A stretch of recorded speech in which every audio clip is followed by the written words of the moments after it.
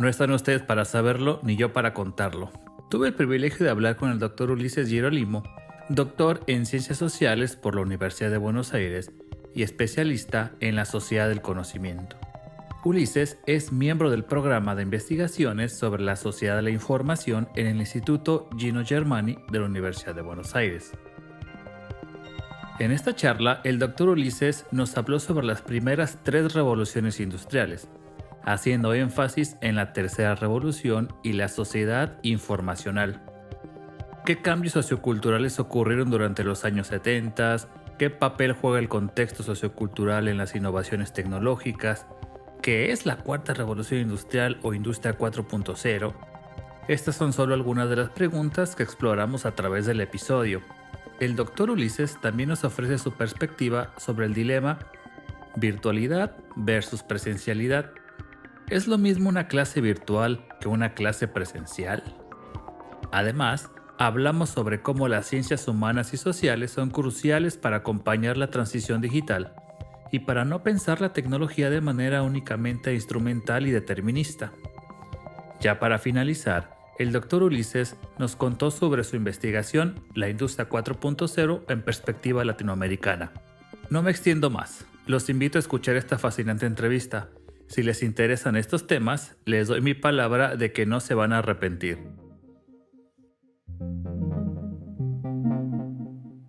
Ulises, para empezar la charla, me gustaría que nos platicaras un poco sobre las 3 primeras revoluciones industriales y sobre la sociedad informacional. Es interesante, digamos, partir desde ahí, porque me parece que es una de las grandes preguntas que nos atraviesa cuando nos metemos en el tema de la industria 4.0, que es un poco la idea de la charla o de este encuentro.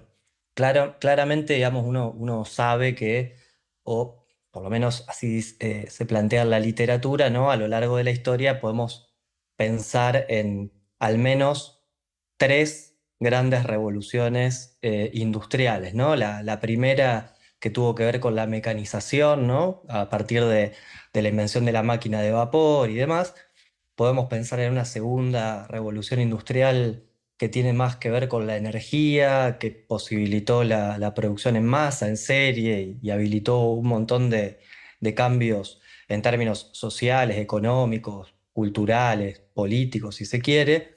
Y podríamos situar en el último cuarto del siglo XX, ¿no? La revolución vinculada a la informática, ¿sí? A todo lo que tuvo que ver con lo que se conoce como las TIC, las tecnologías de la información y comunicación, que, como sabemos, de alguna manera fue como la conjunción de un conjunto de innovaciones que tuvieron que ver con la microelectrónica, las telecomunicaciones, ¿no? La informática, el desarrollo de software y demás. Todo eso habilitó lo que para algunos autores, digamos, sobre todo en el mundo de las ciencias sociales, que empezaron a hablar de la sociedad informacional, ¿sí? Sociedad de la información, posteriormente la sociedad del conocimiento. Hubo muchas denominaciones, ¿no? Previo a eso, en la década del 60 se hablaba de la sociedad postindustrial, etcétera, etcétera. Pero bueno, lo que claramente vemos a partir de esta tercera revolución industrial, si pudiéramos llamarlo así, tiene que ver con un cambio, con un pasaje entre una sociedad industrialista, ¿sí? Con una serie de características jerárquicas, de una organización más de tipo burocrático, una sociedad en la cual la producción de bienes materiales era muy importante, era prácticamente determinante, digamos, en la estructura económica, a una sociedad en la cual el insumo clave, Carlota Pérez es una estudiosa de estos temas, habla del factor clave de producción, ¿no? Que tiene que ver con el factor que determina de alguna manera la estructura de costo de una sociedad, ¿no? Si en la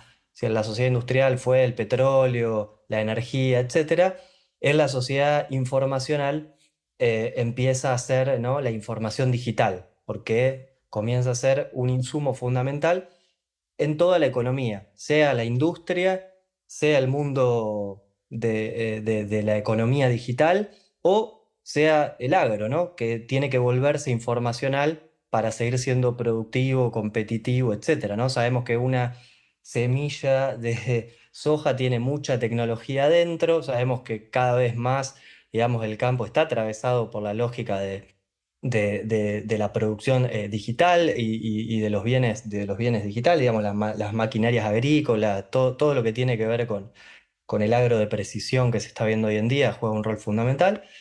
Es decir, que no hay una eliminación de sectores, sino que hay digamos, un entrelazamiento entre cada uno de los sectores, ¿no? Que empiezan a darle otra complejidad. ¿Qué rol juega el contexto sociocultural en el cambio tecnológico? ¿Es posible pensar a la tecnología de manera aislada de lo que nos pasa a nivel social y cultural? Es interesante también poder ver la cuestión del cambio tecnológico y en este caso digamos, la historia social, económica y demás, considerando las revoluciones tecnológicas, en este caso las revoluciones, estamos hablando de las industriales, pero también considerando el contexto en el que éstas emergen, ¿no? Es decir, cuando uno piensa en la revolución de las tecnologías de la información y comunicación, ¿sí? Que como yo mencionaba anteriormente, podríamos situar claramente a mediados de la década del 70 del siglo XX, un periodo de cierto cambio social, económico y tecnológico, no tiene que ver solamente con lo que empezó a pasar en el mundo de las tecnologías, sino que también, como dice Manuel Castells, todo ese cambio tecnológico confluyó, se dio de alguna manera en simultáneo con un montón de otras transformaciones que fueron políticas, económicas, culturales, ¿no? Es decir, estamos en un contexto en el cual de alguna manera empieza a verse las grietas, la crisis del modelo de estado de bienestar posterior que se había, digamos, configurado posterior a la Segunda Guerra Mundial. Empiezan a surgir políticas, instrumentos y gobiernos de tinte de lo que luego las ciencias sociales llamaron como neoliberales, digamos. Entonces, hay un proceso de cambio que es mucho mayor que lo que sucede en términos de la dimensión tecnológica, pero que no se puede pensar ni una dimensión separada de la otra, ¿sí? Es decir, me parece que ahí es interesante considerar como todo el escenario. También sitúo una cuestión más, ¿no? La cuestión social y cultural de esa época, ¿no? Pensar en los movimientos, el hipismo, movimientos ambientalistas, movimientos de género, una sociedad que de alguna manera también tenía, digamos, inquietudes y deseos de tener otro tipo de comunicación, de vínculo, ¿no? Y en ese contexto, digamos, todo lo que vino después, que fue el desarrollo de Internet, ya que los primeros proyectos son de fines de la década del 60, pero que sabemos que el Internet comercial, digamos, se expandió y se desarrolló en la década del 90. Bueno, todos esos rasgos culturales de alguna manera también favorecieron la adopción de estas y el éxito de estas tecnologías, ¿no? Entonces, si podemos situar ese contexto en la década del 70 para pensar más acá todo lo que tiene que ver con este mundo 4.0 del que algunos autores están hablando, podríamos pensar, tal vez, yo hoy decía 2007-2008, pensando en 2007 como el lanzamiento del smartphone, 2008 crisis financiera internacional, como algún clivaje ahí interesante para ver una innovación tecnológica que tuvo una relevancia importante y una organización, un modelo estructural, económico y político que también empieza a verse tensionado por distintas situaciones, ¿no? Entonces, de nuevo, esa idea de tratar de ver el cambio tecnológico sin prescindir de la sociedad, de la economía, de la política, de la cultura en la cual se desarrolla, ¿no? Sino más en clave, no sé si llamarlo dialéctica, pero sí en todo caso relacional. Porque si no, de nuevo, corremos el riesgo de ver digamos, la historia y analizar a nuestras sociedades a partir de una serie de innovaciones tecnológicas que en algún caso alguien puede decir que son más bien expresiones de, O, bueno, yo soy más partidario de pensarlo desde las intersecciones de ambas dimensiones, ¿no? En ese sentido.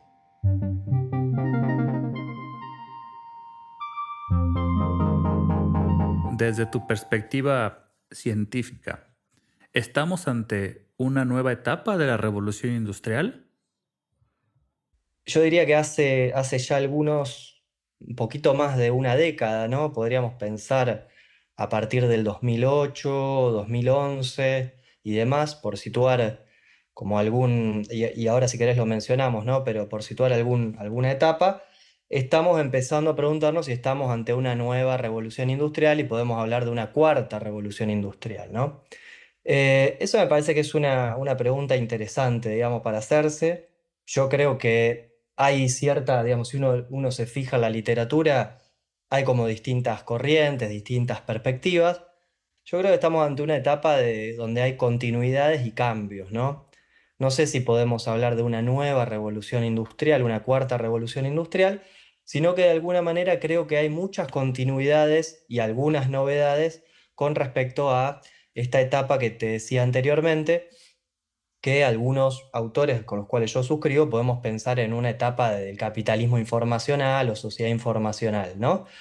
Creo que en todo caso, desde, como decíamos antes, tal vez principios desde la década del 2010, estamos ante las puertas de una segunda etapa dentro de esa gran etapa del capitalismo que es esta signada por la información digital como el factor clave para la producción.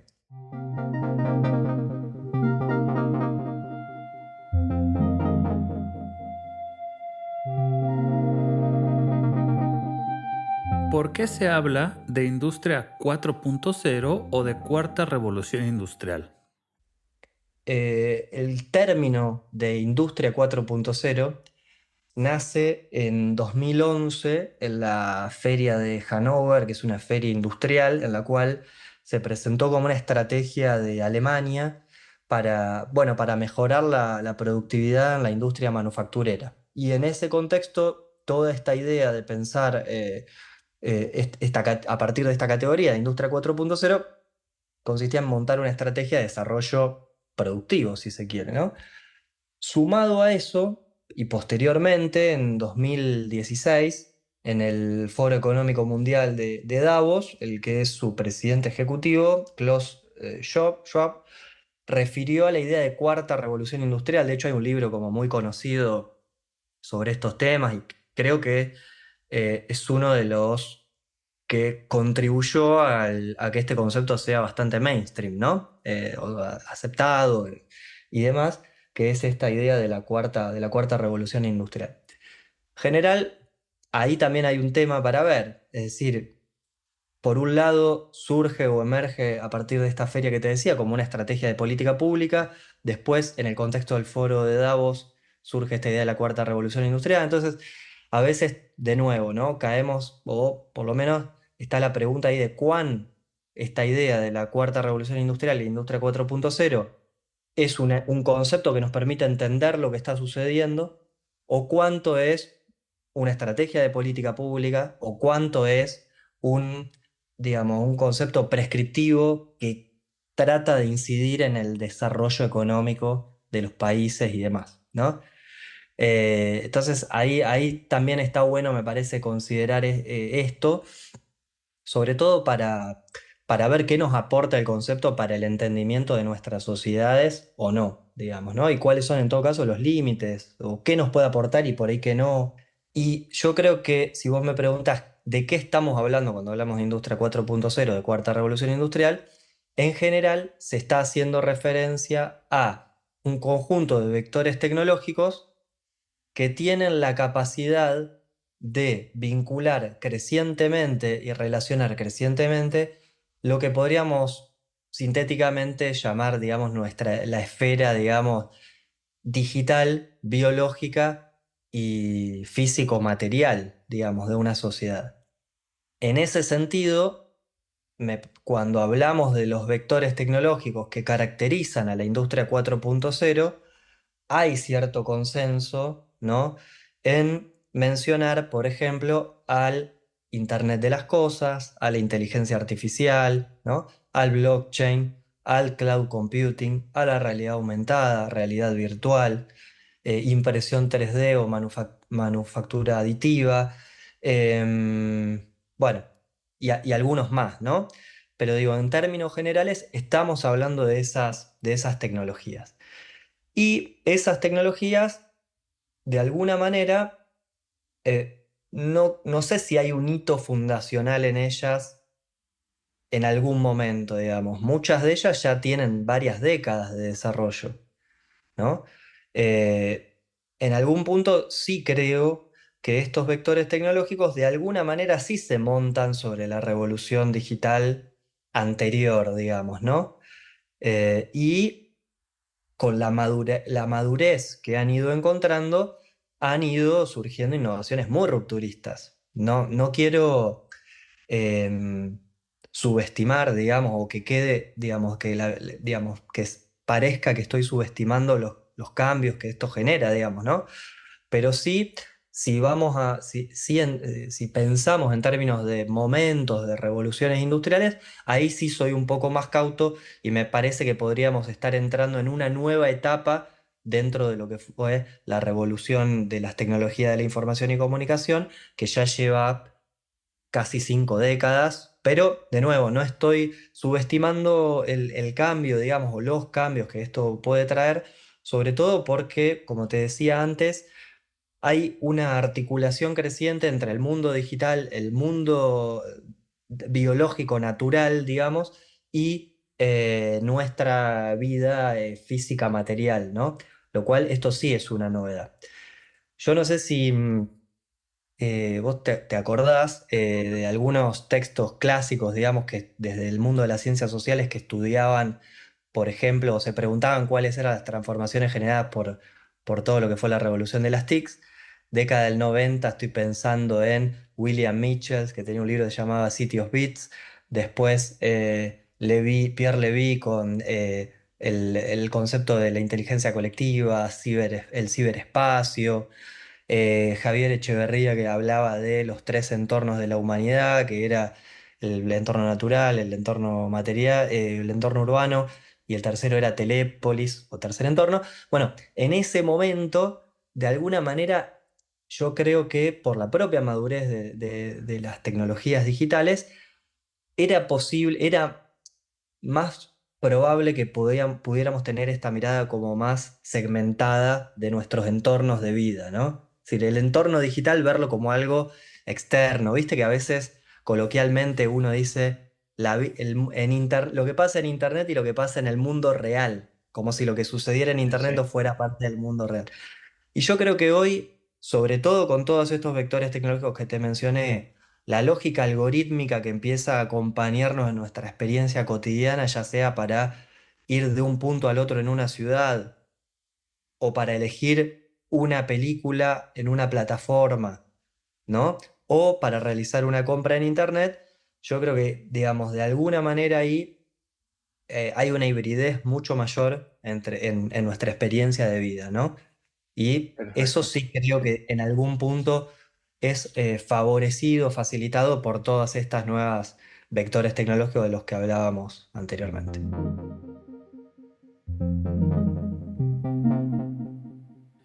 ¿Cuáles son los impactos de la digitalización en la nueva etapa de la revolución iniciada por las tecnologías de la información y la comunicación? Bueno, es una pregunta interesante porque en realidad, digamos, los impactos y los alcances creo que son enormes y todavía estamos discutiendo y tratando de ver cuáles podrían llegar a ser, y en algunos casos hay mediciones y demás, ¿no? Que hacen ciertas predicciones respecto a cuánto van a impactar en el trabajo, cuántos empleos se van a reconvertir por completo, o hay algunas tareas de un empleo en particular que tendrán que reconvertirse. Bueno, es una de las preguntas que creo que amerita esta etapa actual. Yo creo que como criterio general, a mí me parece interesante, antes de meternos ahí, mirar con el foco un poquito más lejos y ver que, si como decíamos antes, la revolución de las TIC de alguna manera lo que favoreció o facilitó es la digitalización creciente de nuestra vida, esta nueva etapa, signada, como decíamos antes, por todas estas tecnologías que mencionamos recién, están habilitando algunas otras tendencias, además de una creciente digitalización de nuestra vida, que eso, digamos, claramente desde los 70 para acá ha ido en aumento de manera sistemática, constante y permanente.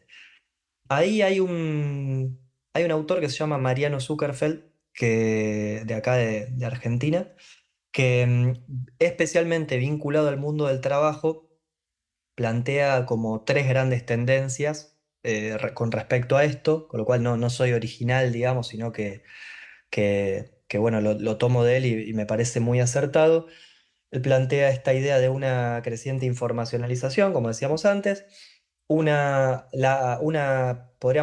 hablar de una creciente automatización, pero no es solo un fenómeno cuantitativo, sino que también es cualitativo, y ahora si querés me detengo un poquito ahí.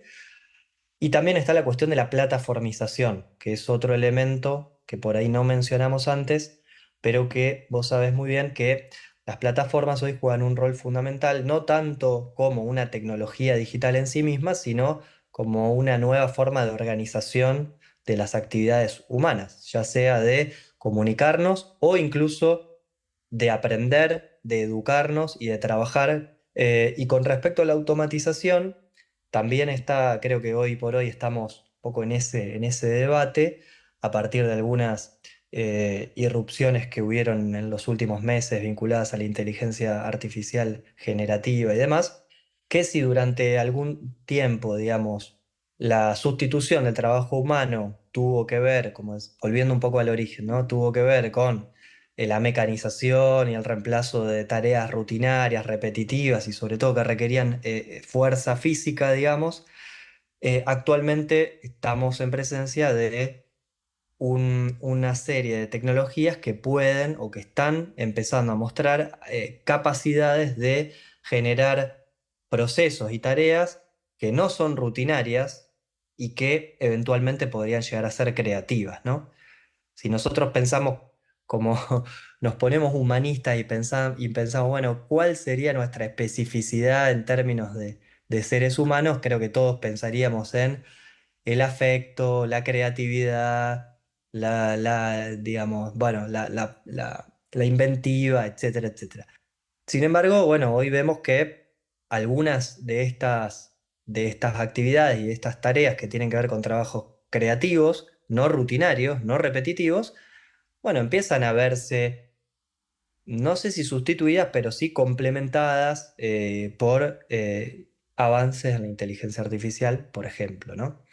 Ok. En ese marco está claro que todo este panorama incide fundamentalmente, por un lado, en la educación formal e informal, digamos. Me refiero a lo que sucede dentro de los espacios institucionales educativos, ya sea en la escuela o las universidades, sino también todo lo que tiene que ver con el desarrollo de habilidades por fuera de esos ámbitos educativos, formales e institucionales, y que tienen que ver con una sociedad y con una cultura que requiere de esas habilidades para vivir en este mundo informacional.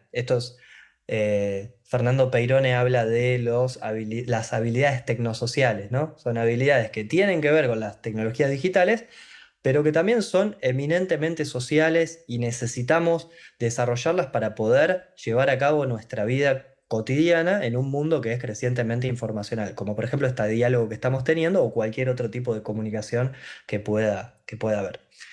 Entonces, ahí yo creo que bueno, claramente estamos en una etapa de mucha discusión con respecto a qué sucede con la educación, cuáles son las habilidades que requerimos y que requeriremos a futuro, cómo evaluamos eso que enseñamos, ¿no? Quienes nos desempeñamos en la docencia, ¿no? Creo que ahí son temas muy, muy importantes. Y en el mundo del trabajo creo que pasa un poco lo mismo, ¿no? Estamos todavía tratando de digerir un poco los cambios que se vienen produciendo.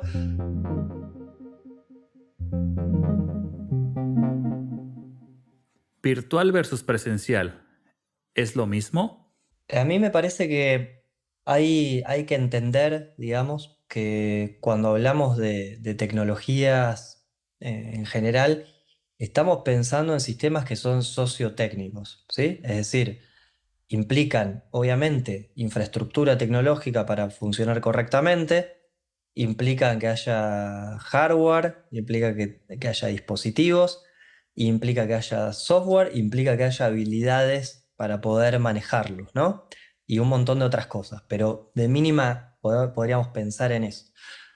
Cuando fueron el periodo de la pandemia y que hubieron, digamos, los países tomaron distintas medidas de emergencia, eh, todo esto que veníamos diciendo sobre las sociedades del conocimiento y demás, medio que entró en crisis, porque nos dimos cuenta que las instituciones no estaban preparadas ni normativamente ni tecnológicamente y en muchos casos tampoco en términos de conocimientos técnicos para poder llevar a cabo las actividades que teníamos que llevar a cabo. Mucho se hizo por la excelente predisposición y buena voluntad y deseo de que los estudiantes puedan continuar, digamos, lo cual es muy importante.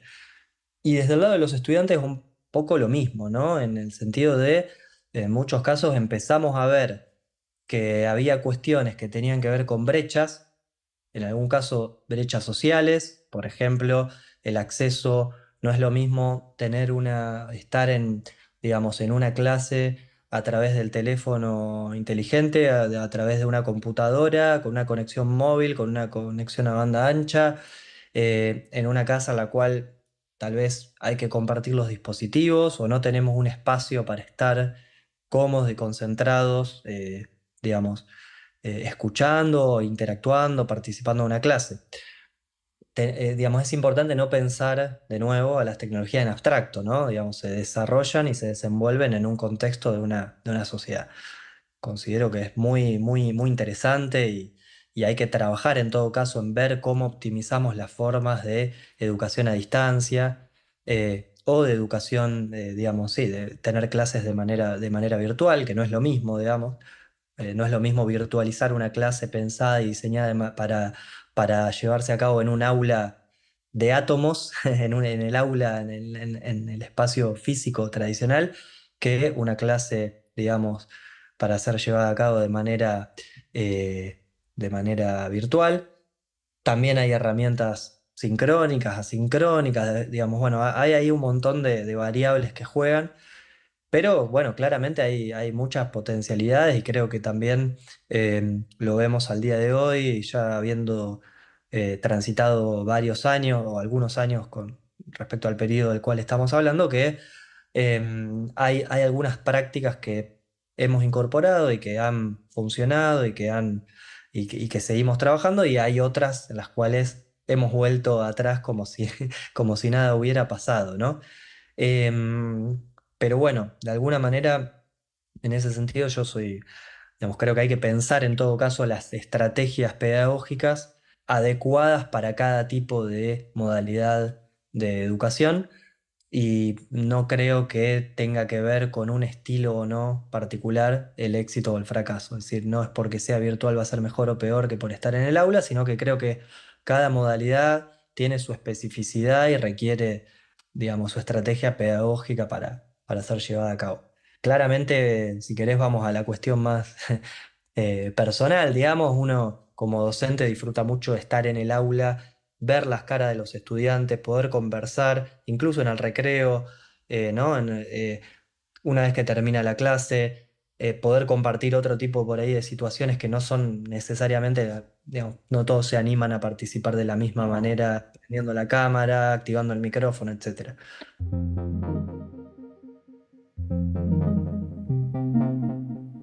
¿Hasta dónde y en qué medida se pueden virtualizar los procesos?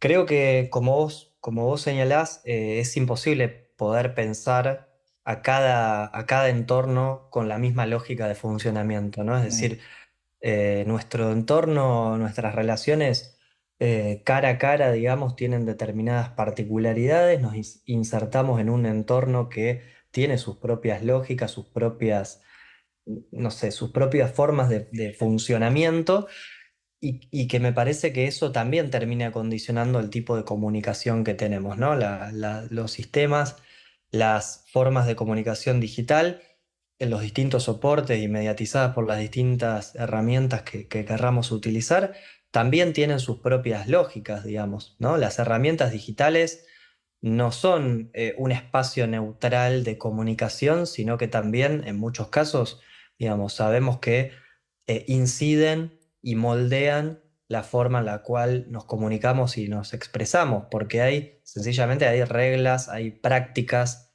hay normas, hay formas de uso aceptadas que tienen su propia lógica de funcionamiento y que es diferente a lo que puede suceder en un aula, en un parque o en la casa de alguien, ¿no? Digamos. O sea, entonces, por empezar, hay una cuestión ahí técnica que si se quiere incide, moldea, condiciona, no quiero decir determina, pero que sí, de alguna manera juega su rol, ¿no?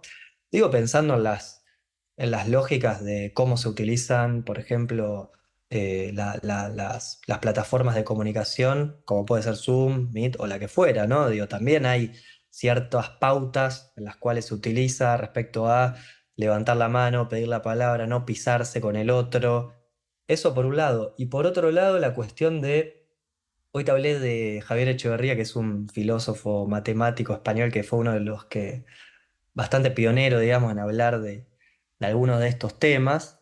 Él decía de alguna manera que el tercer entorno, que es lo que hoy podríamos pensar como el entorno digital, es bisensorial, mientras que nuestra experiencia en el entorno natural o en el entorno físico material urbano es pentasensorial. Entonces, cuando vos, como vos me decías anteriormente, cuando vos estás en un espacio de trabajo dialogando con alguien, estás vos y están tus cinco sentidos ahí metidos, ¿no? Y escuchás, ves, decodificás, tenés percepciones. En cambio, me parece que cuando uno lleva a cabo esa tarea o tareas similares, digamos, por una plataforma digital, de alguna manera es como que estamos mirando por la mirilla de una cerradura, ¿no? No vemos todo lo que nos sucede alrededor, no escuchamos todo lo que lo que puede suceder alrededor. Creo que ahí hay una experiencia que es un poco más limitada, al menos por ahora. En todo caso, podríamos ver cuánto maduran y cuánto siguen desarrollándose estas tecnologías de las cuales estuvimos hablando, pero que por lo menos de momento, ¿no? La experiencia es de mínima un poco más limitada. Yo como investigador, en la tarea de la investigación, uno que se dedica al mundo de las ciencias sociales y además de que uno pueda trabajar con documentos, bases de datos, etcétera, el trabajo de campo claramente es diferente cuando uno realiza entrevistas por Zoom o por alguna plataforma digital, que cuando uno va, hace una visita tal vez o a una fábrica, a una planta o a una comunidad o a lo que fuera, digamos, ya estás absorbiendo información cuando lo haces de manera presencial que trasciende totalmente esos 30 40 minutos, 60 minutos de una charla que puedas tener, ¿no? Entonces creo que ahí hay algo interesante todavía para pensar o para ver cómo en todo caso adaptamos, ¿no? Las estrategias que necesitamos, ya sea para educarnos o para formar o para trabajar, considerando algunas de estas diferencias o de estas particularidades que tiene cada espacio, ¿no? Que de momento son relativamente disímiles, ¿no? Algunos tienen algunas particularidades, mientras que otros tienen otras particularidades.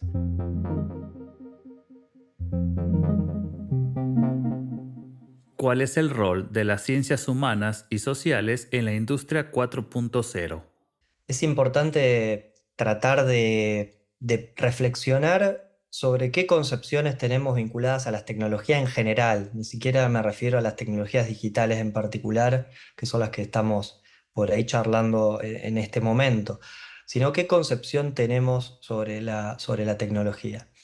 Y a veces creo que hay un predominio de una mirada instrumentalista y determinista de la tecnología con respecto a la sociedad, con lo cual uno puede pensar que todo lo que sucede en esa esfera, que sería, si pudiéramos pensarlo como una esfera separada, ¿no? de su contexto, todo lo que sucede allí tiene sus propias reglas, su propia lógica, y en todo caso, lo único que podemos hacer, quienes no necesariamente nos desempeñamos tan directamente allí, es adaptarnos a eso, ¿no? Subirnos a la ola para no quedarnos descolgados o no quedar marginados o no quedar por fuera. Me parece que ahí, volviendo un poco a lo que charlamos digamos, anteriormente, creo que sería fructífero, digamos, poder contribuir a pensar estos temas desde una perspectiva sociotécnica. Es decir, la tecnología es, obviamente que tiene sus particularidades, sus especificidades, pero es un fenómeno que se inserta en una etapa en particular, en una sociedad en particular, en la cual hay instituciones, en la cual hay prácticas sociales, en la cual hay una economía que se desarrolla o funciona de una determinada manera y no de otra, ¿no? En las cuales hay ciertos deseos o no de tener ciertos tipos de comunicación o no, y ciertos vínculos o no. Entonces, yo creo que ahí es interesante, digamos, poder tener una mirada en sentido amplio respecto a estos temas. Particularmente, digamos, sin esquivar la pregunta la pregunta que vos me hiciste, cuando uno charla con, por ejemplo, empresas que están trabajando en el desarrollo o en la adopción concretamente de tecnologías 4.0, ya sean empresas de servicio, empresas industriales, ¿no? Empresas de agrotech o lo que fuera, en general, cuando uno pregunta, interroga sobre cuáles fueron los factores facilitadores u obstaculizadores para poder incorporar estas tecnologías 4.0 a tu organización, no se trata tanto de trabas vinculadas a la tecnología, sino a procesos organizacionales y a la cultura organizacional. Está claro que estos vectores tecnológicos, obviamente, para poder ponerse en marcha en una empresa, en una pyme de la periferia capitalista, requerirá ciertas adaptaciones que serán seguramente distintas al grado de madurez tecnológica que pueda tener una empresa alemana, como decíamos anteriormente, o no, digamos, bueno, habrá que ver cada caso. Pero digo, para ser esquemático y que se entienda un poco lo que quiero decir. Entonces, hay un contexto organizacional que puede ser más o menos favorable para la adopción de estas tecnologías. Pero en última instancia, digo, se pueden adoptar estas tecnologías. El tema es, me parece, trabajar desde la cuestión organizacional. Las tecnologías vienen a, como vos decías, ¿no? A eficientizar determinados procesos para incrementar la productividad. En general, creo que esas son un poco los factores por los cuales, por lo menos el sector productivo, incorpora estas tecnologías para ser más eficiente, para ser más productiva o para innovar en un producto, digamos. Y de alguna manera creo que tal vez las trabas en muchos casos tienen que ver con poder entender que esto es parte de insertar un desarrollo tecnológico en un proceso más general. Digamos, no sé si vos te acordás, pero digo, cuando uno piensa en este tipo de cuestiones vinculadas al Estado, por ejemplo, ¿no? Todo lo que es el Estado, digamos, o el gobierno electrónico, el gobierno abierto y todas estas cuestiones, suceden cuestiones similares, ¿no? Una cosa es digitalizar un proceso ya existente y otra cosa es cambiar ese proceso, esa forma de organización, esa comunicación al interior de la organización, esa relación con el contexto de la organización.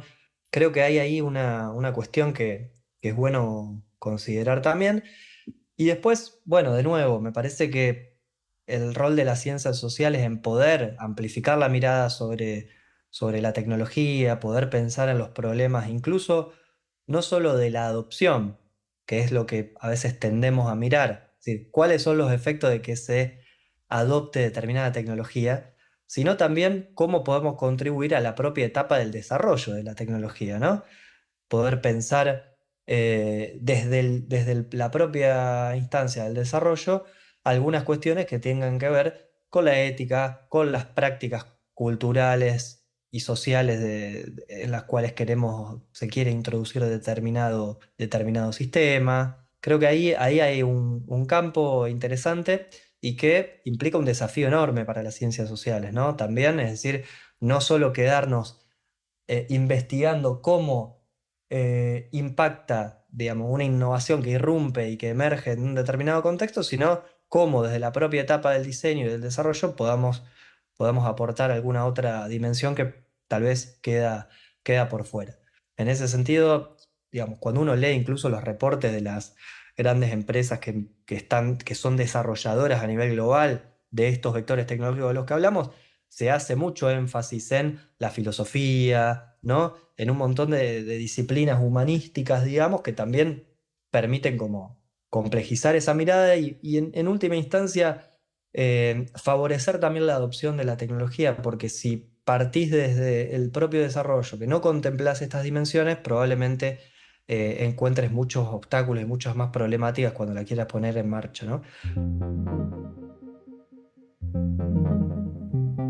¿Puedes hablarnos sobre tu trabajo Estrategias de países latinoamericanos para el abordaje de la industria 4.0? Ahí, mira, con respecto a las estrategias de política pública, algo que por ahí digamos, ese es un trabajo que hicimos con otro colega investigador, que es Patricio Feldman. Algo que nos parecía interesante era poder indagar, en primer lugar, cuáles eran las estrategias que llevaban a cabo los países innovadores y líderes, digamos, en este campo. Uno podría pensar en Alemania, en Estados Unidos, en China, y claramente podríamos agregar otros, ¿no? Donde, digamos, hay una estrategia que trasciende específicamente la cuestión netamente del desarrollo tecnológico, sino que también tiene que ver con cómo se posicionan esos países en el concierto internacional, sobre todo también en una etapa en la cual sabemos que Estados Unidos y China están compitiendo, digamos, ferozmente por el liderazgo de algunos de estos vectores tecnológicos de los cuales estamos hablando. Y Alemania como un país muy relevante, digamos, en términos de desarrollo industrial por parte de la Unión Europea, ¿no? En ese sentido, ahí hay como algunas de las cosas que encontramos, digamos, es un esfuerzo muy importante por trabajar en potenciar y en consolidarse como desarrolladores o a sus empresas como desarrolladoras de estos vectores tecnológicos, ¿no? Por otro lado, cuando uno tomamos esos tres países porque son los que han tenido un mayor desempeño en términos de desarrollo industrial, digamos, en América Latina también, es verdad, podríamos haber tomado algunos otros, pero bueno, toda investigación implica un cierto recorte, digamos. Por otro lado, lo que veíamos en el caso de los países latinoamericanos es un esfuerzo o una inquietud por la adopción más que el desarrollo, ¿no? Es decir, no quiero decir que se haya descuidado esa cuestión, pero en general cuando uno revisa ciertos programas, incluso la literatura científica o los informes sectoriales, gubernamentales, etcétera, hay como una preocupación muy grande por cómo adoptamos esto que se desarrolla en otro lugar a nuestra realidad para no quedar rezagados, digamos, en la producción o, digamos, en el ámbito que nos compete. Entonces, eso es como una primera cuestión que me parece que es importante también considerar cuando uno piensa en esta cuarta revolución industrial, si se quiere, aunque te dije anteriormente que por ahí no era tan adepto a esa, a esa categoría. Pero de alguna manera creo que es interesante esto, ¿no? Es decir, cómo hacemos para poder también pensar en no solo adoptar determinadas tecnologías que se desarrollan por ahí en otros lugares o que no, digamos, los países latinoamericanos no son líderes en ese campo, o por lo menos tal vez hay algunas experiencias exitosas, sí, pero digo, uno no podría pensar que son los que están dominando o los que están en la vanguardia de estos procesos, y cómo empezar a pensarlo desde otro lugar, ¿no? De salir de esa lógica de la mera adopción de este tipo de tecnologías. Obviamente que en América Latina partimos de un contexto más desfavorable, si se quiere, de los países que te mencioné anteriormente para llevar a cabo estas estrategias de política pública, tal vez por la mayor fragilidad que tienen los sistemas nacionales de innovación, las dificultades para sostener inversiones a largo plazo en las instituciones de ciencia y tecnología independientemente de los gobiernos de turno, digamos, sino poder sostenerlo como una política de Estado. O sea, es que en estos procesos es muy importante sostener, digamos, darle continuidad. porque los resultados, digamos, no siempre se consiguen en el corto plazo. Entonces, digamos, es cierto que partimos de ciertas situaciones más desfavorables, pero bueno, y además la cuestión política institucional que también juega, no en términos del diseño de la política pública, sino también de todo, no sé, cuando analizábamos algunas de estas cuestiones, bueno, después hubo todo el conflicto en Brasil respecto a la destitución de Dilma Rousseff. Digo, hay cuestiones vinculadas a la democracia, ¿no? Estos saltos que a veces se generan en la región, que claramente también conspiran cuando uno está pensando en una política que pueda llegar a ser de largo plazo, ¿no?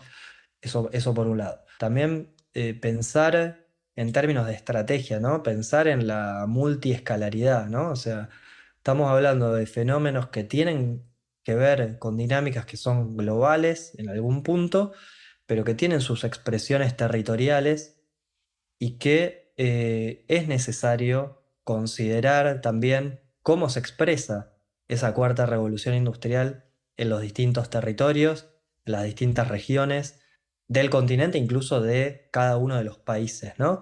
Cómo afectan o no, o qué potencialidades abren o no, o cuáles son los nuevos problemas que emergen o no. No sé, podemos pensar en cuestiones ambientales, nuevas brechas sociales, digamos, ¿qué sucede?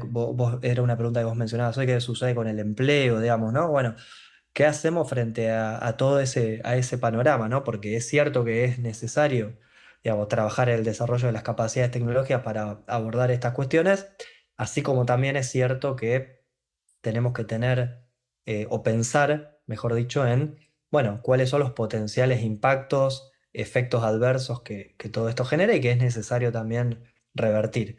La cuestión territorial, a veces cuando hablamos de estos fenómenos, queda medio rezagada.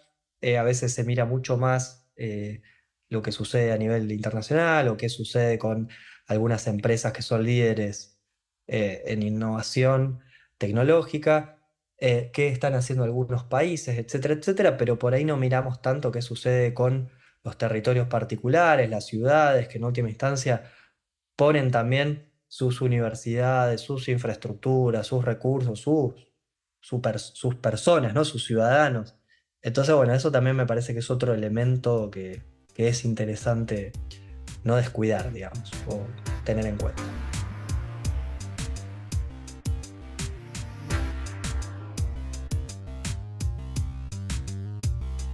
La década de los 70 marcó un punto de quiebre con la crisis del modelo de bienestar, impulsando transformaciones socioculturales profundas. La llamada Cuarta Revolución Industrial representa, en palabras del Dr. Ulises, una serie de vectores tecnológicos que permean nuestra esfera social, cultural y biológica, y que representan una nueva etapa de aquella revolución iniciada por las técnicas de la información y la comunicación en los años 70. Es esencial comprender que la tecnología no debe pensarse de manera abstracta. Cada entorno tiene su lógica de funcionamiento única. La tecnología no existe en un vacío, está intrínsecamente conectada a su medio social e histórico. El trabajo en campo trasciende las meras interacciones por Zoom. Digitalizar es solo el primer paso. Internalizar esa adopción dentro de las organizaciones es crucial para el verdadero cambio. El Dr. Ulises fue claro al destacar que, en Latinoamérica, el enfoque tiende más hacia la adopción que hacia el desarrollo tecnológico, y sobre todo, la importancia de sostener políticas públicas que fomenten la integración efectiva de estas tecnologías en todos los sectores de la sociedad.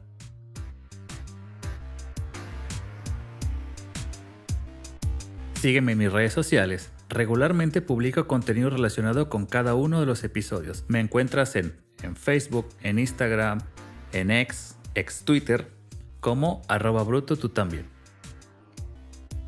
Te invito a que te suscribas a nuestro canal de YouTube. Acabamos de llegar a los 500 suscriptores.